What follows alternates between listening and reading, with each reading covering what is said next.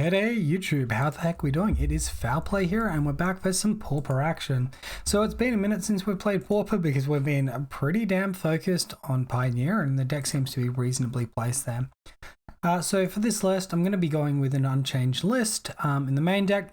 In the sideboard, I believe there was one change where I -1 gut shot and +1 standard bearer. As far as the sideboard is concerned, we've got Burn Hate, we've got Mirror Hate, plus in the white matchup we'll board this in.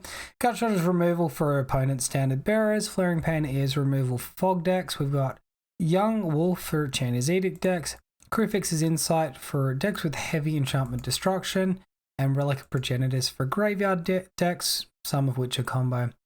In the main deck, we have got a Lotus Petal. So this is my flavor in the deck, some for anyone that's new here. The weakest thing about the deck in Pauper is the mana base. We've got 12 forests and 2 to 3 Ash Barrens, 2 to 3 plains, 17 lands in total. It's not the best. Our mana fixing comes in the form of Utopia Sprawl and Abundant Growth. So having one extra form of mana fixing and also potentially ramp is very effective. Particularly given the deck runs 7 to 8 copies of 3 mana spells, plus more in the sideboard. Makes a lot of sense. Other notable deck inclusions include Ethereal Armor, Cartouche of Solidarity for main deck Edict Protection, Sentinel's Eyes to give that vigilance, which is a pretty powerful stack as we are seeing, and Cetacean Training to replace Rancor, interestingly enough. So 1 less power, but does give you a card draw, helps in attrition-based matchups, helps in standard bearer matchups. As with Cetacean Training, Cartouche of Solidarity, they have to target creatures you control. Helps mitigate a little bit of that card disadvantage that Lotus Petal creates as well. Okay, so match number 1 versus Teeth. Lost the Dial, got this no land hand. We do have Lotus Petal, but obviously this is not a keep. Pardon me, I just got rid of the deck list. We had a no-lander. Now we're seeing with this hand, we can definitely see a better 5 than this. I don't think that's worth keeping. This looks a lot better. We'll keep, we'll bottom Ledgewalker. And that is probably bottom Lotus Petal. I think the rest of it is fine to keep. Alright, so it looks like we're versing a Burn variant.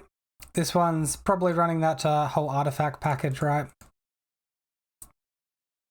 I think this is fine to Utopia Sprawl for green. And guarantee we have 2 mana to use next turn. I don't think the Scout's doing like a huge amount anyway. If we play the Scout here, our next turn could just be Utopia Sprawl or nothing. Playing the Utopia Sprawl here allows us to guarantee Glade Cover Scout plus Abundant Growth. So that helps with development. It helps to try and guarantee that we have 3 mana by turn 3 as well, as we see that 1 extra card. So another Epicure, this one attacking for 1. On our opponent's side, pretty slow development. We don't see any prized creatures yet either, so that's good for us. There could be the Rebirth making the 3 Goblin tokens. If it's just the 1 Rebirth, we should be okay, hopefully. Alright, so we'll kick it off with Abundant Growth. Look to draw a card off that one. Now we have access to our white mana. Hey look, a forest, beautiful.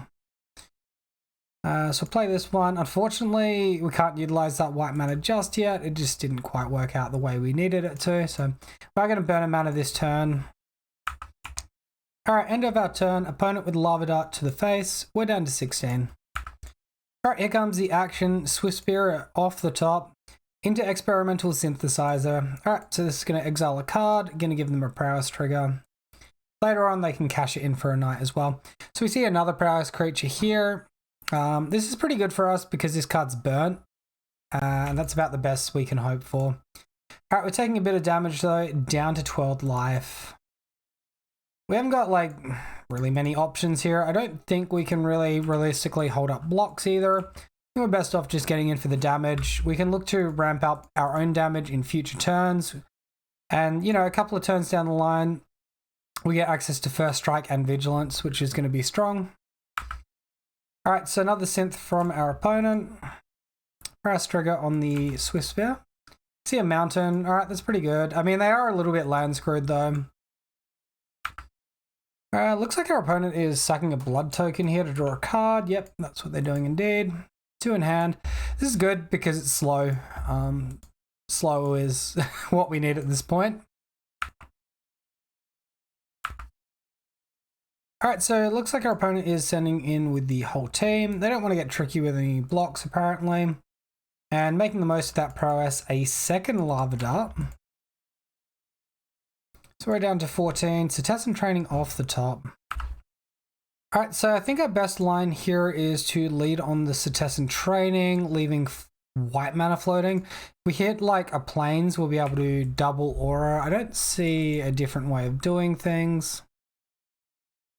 Probably our best line is to get the vigilance happening. Even though we don't have the first strike, we can threaten a block on the Epicure and fog 2 damage that way. So no blocks on Swift Spear yet, but still in really good shape. Back up to 14 life, playing our opponent's 12. Our opponent finds their 3rd synthesizer, getting that prowess trigger, 1 card left in hand, 1 in exile. Oh, Implement of Combustion is not a bad one. It's another prowess trigger, that's a damage when they sacrifice it, and a card draw. I think from this position, we're pretty likely to win. A lot would have to go wrong for that not to be the case. Alright, our opponent plays their Implement, trigger on the Swift Spear. Alright, and sacking Implement, damage to us, tapping that mana. Maybe they can get access to 1 more mana here. Alright, so it looks like our opponent bricks on that one. And we find another Cetessan training, so plenty of free cantrips here off the top for us. We'll lead on Cartouche, that's going to give that first strike. That's pretty much the victory there. And now Cetessan training, finding a Glade Cover Scout. Opponent's tapped out mana-wise, it's a pretty safe attack. There's potential for Gut Shot. He has like double Gut Shot could get us, but that's pretty unlikely, right? Because that's like +6 on their creature. No blocks from our opponent though. Alright, that's going to put them down to 5. Gut Shot is pretty uncommon, but I have seen it, and I have seen it in the experimental synthesizer builds. I think in the past I've played around it a little too much, given it too much respect. Reckless Impulse from our opponent. Alright, and we see Mountain and Lightning Bolt. So opponent catches in land, catches in the Lightning Bolt. This isn't going to be enough. We're at 20, 2 cards in hand. Most of their mana is eaten up and only 1 prowess creature. It's just not going to happen. Alright, so Lava Dart's in the graveyard as well, getting flashback, sacking some of these mountains, taking out that warrior token there. Alright, there's literally no reason to block here. Let it go through. We're on 20. Opponent's not amping up the damage that much. What can happen is if we block, our opponent pumps this up to over 7 toughness and then kills us on crackback, and that would be the worst case scenario. So 4 damage from the Galvanic Blast as well, another prowess trigger, 1 Lightning Bolt in exile, and 1 Lava Dart in the graveyard that can be cast for free. There's Lava Dart, sacking the mountain. And I guess Lightning Bolt takes the creature to exactly 6 power. Opponent holding on to the Lightning Bolt for some reason. They got a different card to play, like a creature. Alright, well, they go for Goblin Bushwhacker, not kicked. Very strange. Like, realistically, our opponent didn't have any proper good lines, did they? We're being super clinical. I guess we get a mana here. Beat up this mana, play our Cetessan training. See what we can trap into. This is enough for trample as well. Alright, and with that, our opponent concedes. Wow, here's a pretty funky looking burn list. Utilizing Swordblade Scamp and Automotive Furnace. But however, our opponent's not going to be on this because they've got Experimental Synthesizer, right? Alright, so this is more what our opponent is on. Obviously, the Great Furnace land there, all that good stuff.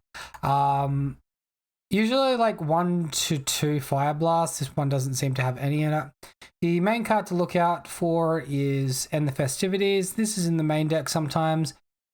If it's not in the main deck, it's almost certainly in the side. So just got to be aware of that and not get blown up in the first turn. Okay, so our game plan here is pretty simple. Given what our opponent is doing, we're going to bring in our Crimson Acolytes, protection from red. They can't be blown up by in the festivities. Usually I'd just take out Silhana Ledgewalker. Maybe you could take out one Ledgewalker, one Mask instead if you want access to more creatures. Our opponent is keeping 7 cards. This hand is interesting. We have access to 1 white mana source, 1 mana outside of that. I think it's still a keep. We're going to have to see a little bit of help against, like, off the top of our deck to get there. If we draw well, we probably win regardless. If we draw average or, like, medium, we probably lose against a good burn hand here. Of course, opponent's kicking things off with the Monastery Swiftspear. Not exactly what we want to see. I think we probably just play the Bogle out. See if our opponent has End the Festivities. If they do, hey, they got our Bogle. If not, we can get a turn 2 Armadillo Cloak, which is pretty nice. If we have to, like, pedal into Acolyte, we have to pedal into Acolyte. That's fine. Not, like, super upset here. I sort of expected that to happen. I don't want to play around that with the Bogle anyway. Not when we got the better creature in hand. So we take a hit for 2 here. We don't really lose too much. Hopefully we can find another white source. That would be ideal. All right, well, that is a white source. We'll go ahead and cast that one down. Cast this one here. Our opponent has a finally hard yield. So Crimson Acolyte and pass. Now, if our opponent attacks with 2 mana up, there is the potential that they have brought in Flaring Pain. If they, however, tap out before combat, we get a pretty safe block on the Swiftspear. All right, Synthesizer finds Lightning Bolt. Oh, sorry, Chain Lightning, pardon me. Chain Lightning to face, trigger here. And we see another Voldaren Epicure. I mean, at this point, if our opponent attacks with the Swiftspear, I think it's just lose. If they did this earlier with their mana on, like, Cracked, that's probably fine. I think blocking the 3 damage is better than controlling the board. 1 card left in hand. All right, let's control the board. I think this is fine given the context of their hand. And another Lotus Petal off the top. I don't mind that one at all. It's going to allow us to Armadillo Cloak. And I think 1 more turn off attacking, and then we can attack when we resolve Ethereal Armor. That's probably fine. The way we lose the game is probably Swiftspear getting a chunky attack anyway. Alright, Implement of Combustion from our opponent. Alright, sack to draw a card. 1 damage to us. That's all good. So on the previous turn, blocking, like, the Epicure instead of the 3-power Monastery Swiftspear, mathematically, like, you lose out on 2 damage on that 1 turn, but then on this turn, if they're to attack with both creatures, we've already clawed back 1 of those points, and you've just got the, like, board under control as well. Looks like our opponent bricked on everything and is just holding land in hand. All right, well, pretty safe block here. Have we got an answer, opponent? All right, so Galvanic Blast to the face. That's going to allow the Swiftspear to live. Life damage happens. This is a trigger that goes on the stack. So importantly, if we didn't block Swiftspear, we would have actually taken lethal damage before we gained our 3 life. Of course, we draw a land, which is absolutely beautiful. That's going to give +4 to our creature. That's more than the Bogle is going to give. Now we can start attacking. I think our opponent's out of resources, so this is fine. We're also at risk of being burnt out at that point, and we don't want to get burnt out. All right, so opponent draws a card with the Synthesizer active. That's Reckless Impulse. Gonna be a bit of a dead one. Can only be played until the end of this turn, so it's literally going to be a dead one. Swiftspear. Opponent gets an attack for 3. They're going to cash that attack in. That's fine. 0 cards in hand. No tricks. Mana off the top. I guess playing the Ash Barrens is like coming back to bite us, but really we're just in a winning spot. So 13 life gained. The Warrior token forced off the board. All the way up to 22 life. Like, this should be very much a winning position.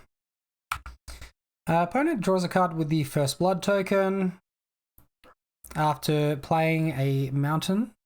Oh, so they have to discard a card to do that. So they discard a mountain, play in the festivities. All right, well, that's... discard in the festivities to the second blood token. One card left in hand, opponent concedes. All right, cool.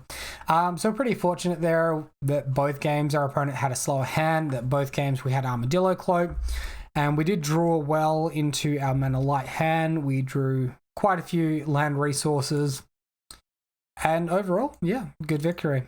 Thank you all for watching. I hope you enjoyed the video. If you did, you want to see more content like this, be sure to subscribe. As always, let me know what you think in the comment section. Comments are good for the YouTube algorithm. And until next time, have a wonderful day. I'll see you then.